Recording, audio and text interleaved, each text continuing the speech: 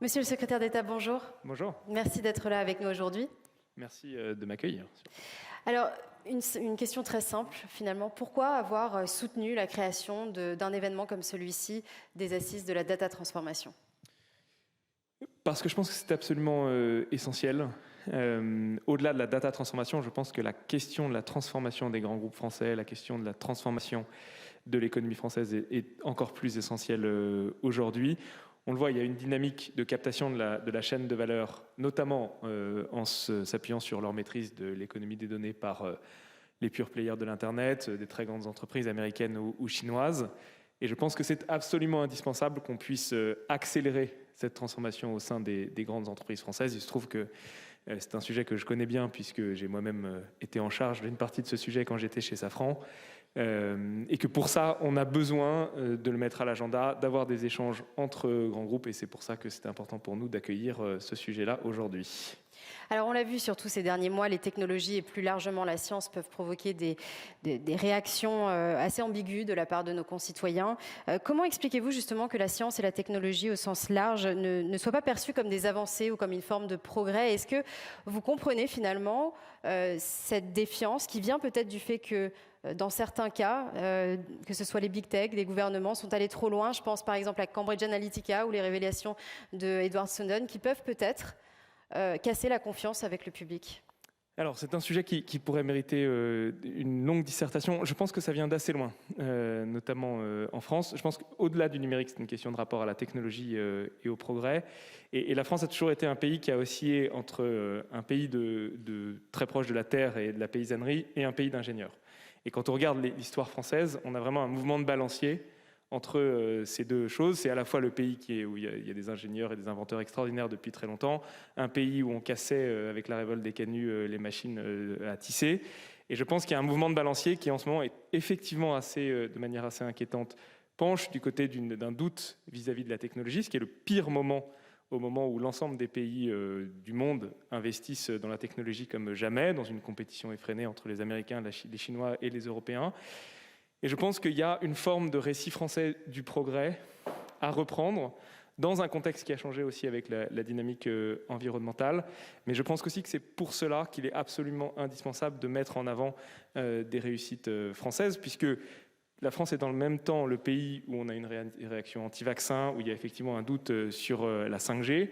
Et l'année dernière, on est un pays qui a le prix Nobel, un prix Nobel avec Emmanuel Charpentier, où pour la première fois de l'histoire, les startups françaises lèvent plus d'argent que les startups allemandes et sont numéro 1 dans l'Union européenne. Et donc on a une double réalité.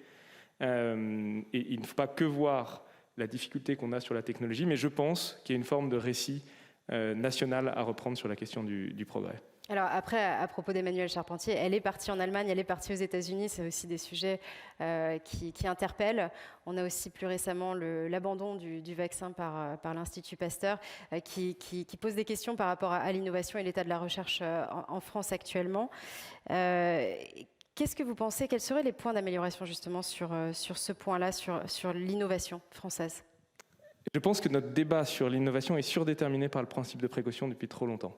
Et que le principe de précaution, paradoxalement d'une certaine manière, lorsqu'il est maximisé ou en tout cas dénaturé, nous fait prendre beaucoup plus de risques à long terme. Le vaccin est un excellent exemple que le fait de ne pas prendre de risques.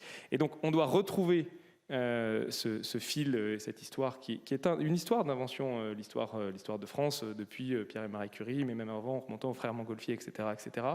Et je pense que si on arrive à renouer avec ce récit-là, il faut sortir d'une espèce de forme de sidération et de prostration qui nous prend, parce que effectivement, il y a un certain nombre de questions qui se posent, parce qu'il y a un certain nombre de risques qui se posent. Mais le plus grand risque qu'on pourrait avoir, c'est de ne pas prendre de risques. Je pense particulièrement dans un moment où la domination économique, souveraine, politique des anglo-saxons et des Chinois se construit sur la prise de risque et l'innovation. À long terme, si on n'est pas capable de prendre nous-mêmes des risques, eh bien, on aura des résultats très concrets. L'histoire du vaccin est effectivement à ce titre extrêmement intéressante. Et je pense qu'il y a des questions à se poser sur où sont faits les essais cliniques, sur où est-ce que les biotech trouvent le terreau le plus favorable pour se développer.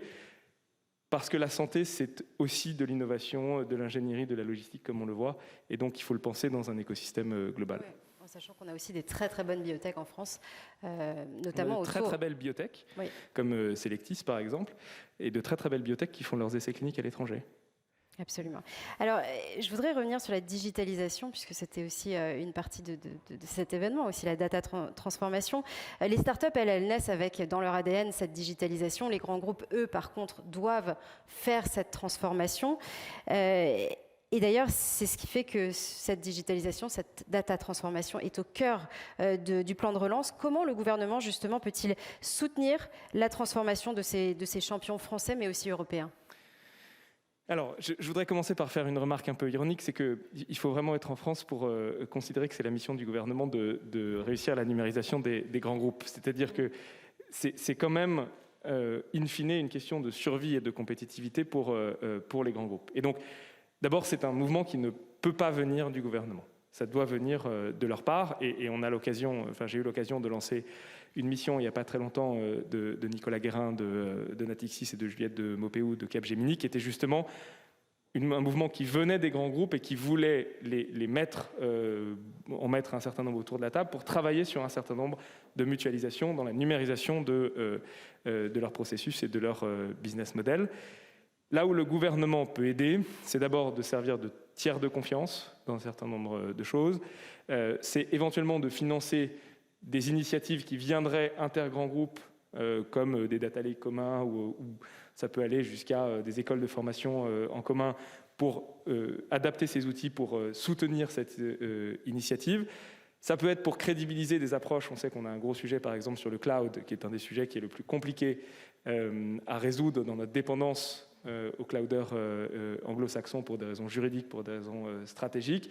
Mais l'ensemble de cette dynamique, et j'insiste vraiment sur ce point-là, ne peut pas venir du gouvernement. Enfin, si on attend du gouvernement que ce soit lui qui pense la numérisation du grand groupe, je ne dis pas que c'est ce qui est attendu de la part de ces groupes-là, alors je pense qu'il y a un gros problème. Je pense qu'il faut qu'il y ait une initiative qui vienne du privé, et là, le gouvernement peut venir aider par des infrastructures, par du financement, mais c'est tellement compliqué, je le dis en l'ayant vécu dans un grand groupe, la numérisation d'une très grande entreprise avec toute l'inertie, le changement des organisations, que si on veut que ça marche, d'abord il faut que le PDG, en tout cas la tête, en soit convaincu, soit prête à faire les efforts et qu'il y ait une réelle implication de la structure d'abord. Alors, tout au long de la journée, on a beaucoup entendu parler de la mutualisation et justement de favoriser le partage des données entre les différentes directions de l'entreprise. Comment est-ce qu'on peut justement favoriser le partage des données dans notre économie tout en préservant la confidentialité et aussi les intérêts stratégiques pour certains secteurs d'activité ? Alors, c'est une très bonne question. Je pense qu'il n'y a pas de réponse générale. Je pense qu'en fonction du secteur d'activité, de la nature des données, la réponse est assez différenciée. Elle se pose d'ailleurs à l'égard de l'État également. Je prends un exemple très concret. Elle se pose sur la question des données de cartographie. Elle s'est posée dans le cadre des données de centres de vaccination ou de centres de dépistage. C'est-à-dire, est-ce que vous les rendez librement accessibles ? Mais dans ce cas, elles seront, parce qu'il y a une valeur d'usage évidemment, mais dans ce cas, elles seront les premiers à l'utiliser seront ceux qui ont déjà un écosystème qui fait que tout le monde va dans cet écosystème. Donc vous renforcez les positions dominantes de certains acteurs de cartographie. C'est pas très dur de savoir à qui je pense. On a choisi de le faire finalement pour des valeurs d'usage, mais de la même manière, les entreprises peuvent se poser la même question.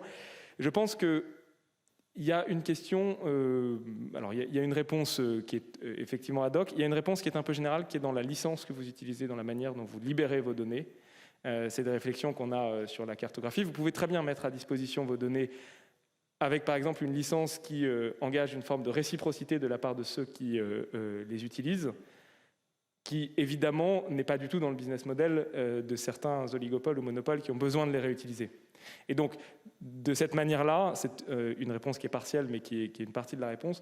Vous pouvez compter sur un apport d'une certaine forme de start-up, ou en tout cas de chercheurs qui viennent travailler avec vous, sans vous rendre complètement captif de la réutilisation et de la maximisation de l'utilisation de ces données par un acteur qui, lui, pourrait le croiser avec d'autres données sans même vous donner accès à la valeur qu'il va créer avec. Mais j'avoue que c'est une question assez compliquée. C'est une question assez vaste aussi. Et assez vaste, effectivement. Alors, la souveraineté numérique de la France et de l'Europe est maintenant encadrée par un nouveau cadre réglementaire. Je pense notamment au Digital Service Act, au Digital Market Act qui a été donc lancé le 15 décembre dernier par Thierry Breton. Est-ce que vous pensez qu'on est allé assez loin, justement, pour essayer de récupérer au moins une partie de la souveraineté de nos données? Alors, je vais me concentrer sur le Digital Market Act, le Digital Services Act étant assez lié, mais plutôt sur le sujet des contenus. Je pense que c'est la régulation économique la plus importante, peut-être des 30 ou des 40 dernières années. Je pense que le niveau d'ambition de la proposition présentée par Thierry Breton et Margrethe Vestager est le bon. Je pense qu'il faut surtout veiller à ne pas le dénaturer et c'est pour nous un objectif absolument essentiel de la présidence française de l'Union européenne qui se tient dans un an. J'ai eu l'occasion de parler avant-hier avec mes homologues portugais et néerlandais. Je dois parler aux Autrichiens assez rapidement, aux Allemands. Et notre volonté, c'est vraiment de faire en sorte que ce règlement puisse être adopté parce que je pense que dans la lutte contre des positions monopolistiques, la lutte contre une forme d'enfermement liée à l'économie de la donnée, la manière dont ce texte prend les choses n'est probablement pas la fin de l'histoire, mais est susceptible de changer d'une manière extrêmement importante le visage de l'économie mondiale du numérique. Alors la France va allouer 1,8 milliard d'euros au plan quantique, donc pour développer ces technologies de rupture qui ne sont pas encore là, mais en tout cas qui se dessinent. Est-ce que c'est assez ambitieux pour prétendre pouvoir rattraper la Chine et les États-Unis ou en tout cas essayer d'avoir une troisième place? Alors, ce qui est intéressant avec le quantique, c'est que c'est un terme qui paraît un peu ésotérique, mais d'abord, il y a assez peu de technologies comme le quantique, comme peut-être l'intelligence artificielle, qui sont aussi structurantes pour l'avenir des économies. Ça pourrait bouleverser l'ensemble, enfin en tout cas un très grand nombre de secteurs économiques. Et ce qui est intéressant, c'est qu'à la différence d'autres secteurs, la France peut jouer dans la cour des grands. D'abord, certains des plus grands chercheurs en informatique quantique sont français, et si je puis me permettre cette comparaison, ils ne sont pas encore partis. À la différence d'autres secteurs. Et donc, la masse d'investissement d'1,8 milliard d'euros, qui est quand même significatif à l'échelle de la France, qui, si on fait masse de tous les plans européens, donne des plans d'investissement qui sont à la hauteur des Américains et des Chinois, alors même qu'on est plutôt en avance dans la compétition, nous rend extrêmement optimistes sur la capacité et de l'Europe et de la France à créer un écosystème qui, là, et de niveau international. C'est vraiment, il y avait un chercheur qui le disait comme ça, un entrepreneur plutôt qui le disait comme ça, c'est la révolution technologique qu'on n'a pas encore perdue.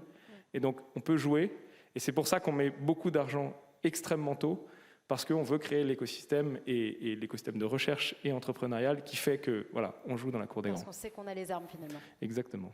Très bien. Alors, juste, il nous reste 1 minute. Quelle conclusion tirez-vous de cette journée, de ces assises data transformation?